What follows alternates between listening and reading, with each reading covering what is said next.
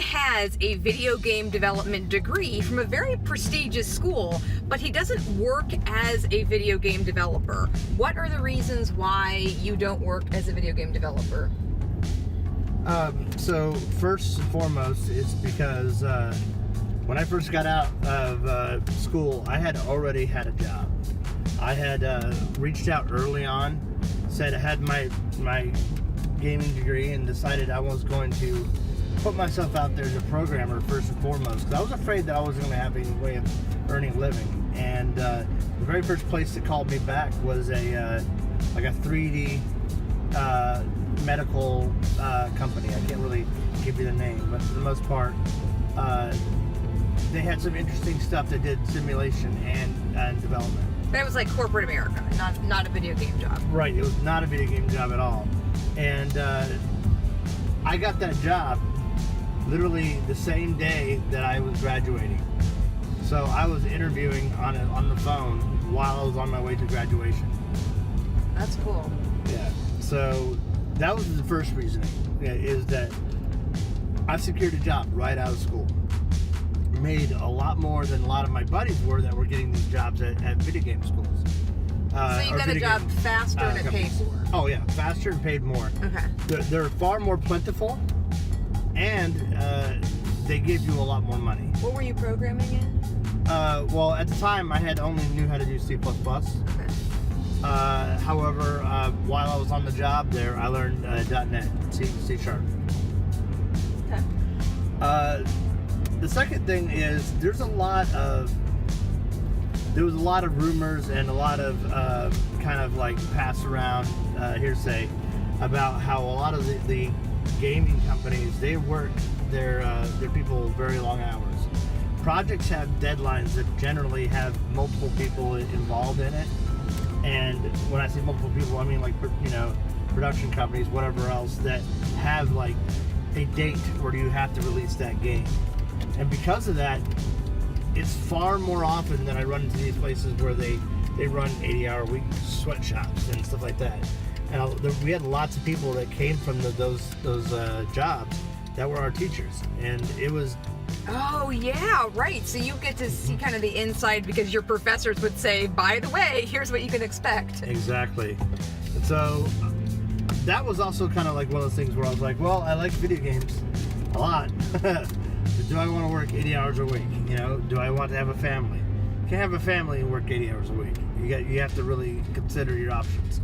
So I wanted to be more open-minded, and I also wanted to guarantee that I had a job. So those two reasons are why I considered working in a business, instead of say working for business type programming jobs instead of gaming jobs. So now, how many years have you worked like in corporate America?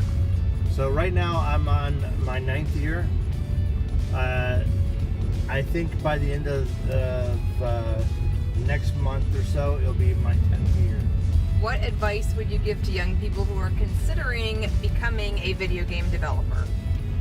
Keep your mind open a little bit more to different types of programming jobs. Like as a video game programmer, you can do anything. You can do business-related stuff as well as doing video games. And business-related stuff is going to be easier to find those jobs. And it's also going to pay a lot more. And so those are things you need to consider when you're going into it. That, yeah, video games might be the reason why you learn how to program. But once you know how to program, you can do anything. Would you consider yourself to be an indie developer, and do you plan on making games? I do work on games on the side. I'm still using that. I am an indie developer. I don't have any release titles, but it doesn't mean that I can't actually do a game from start to finish completely on my own if I needed to. Do you feel like it would be harder to be an indie developer after working for a game development company?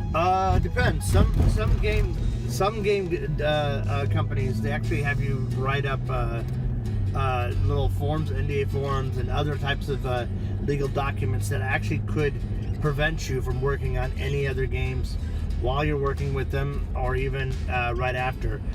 You have to be very careful with those, because when you're doing indie development, when you're working in a business, I have no direct correlation with that business when I'm doing my game. They don't. I'm not in competition with them in any shape or form. But when you're making a game while you're working for a indie or a game company, you are in direct competition for them. And a lot of times they have forms that you filled out that actually sign over the rights to them. You got to be very careful about that. And so you have a lot more options in a business world. So one of the big perks about being a video game developer is that there's kind of no time frame on when you can do your own work, as long as you're careful who you work for. So Aaron can deal with being a kind of indie developer on the side and work in corporate America, make a good living for his family, have flexibility, not have to work as long of hours. And then later in life, maybe we'll be able to do our own games. And so it's just a neat thing to have out there. I would say, as a spouse of someone who's a video game developer, I think it's a good job to go for and it's a good degree to earn. What would you say about that? Oh, definitely. And the best part about it is when you usually get a game development degree, like, you have more options. You know, the game side of things don't scare you. And it doesn't take long to learn how to do the business side of things. So. Yeah, you felt like people saw you as like an out-of-the-box thinker. Like, it was a neat thing to be able to get a game developer on staff. A lot of people are like, oh, that's cool. And then that became a little thing to separate me from the other guys. Yeah. So we hope that this has been helpful, and we hope you guys have a good week. We'll see you back here next time. Bye, guys. You.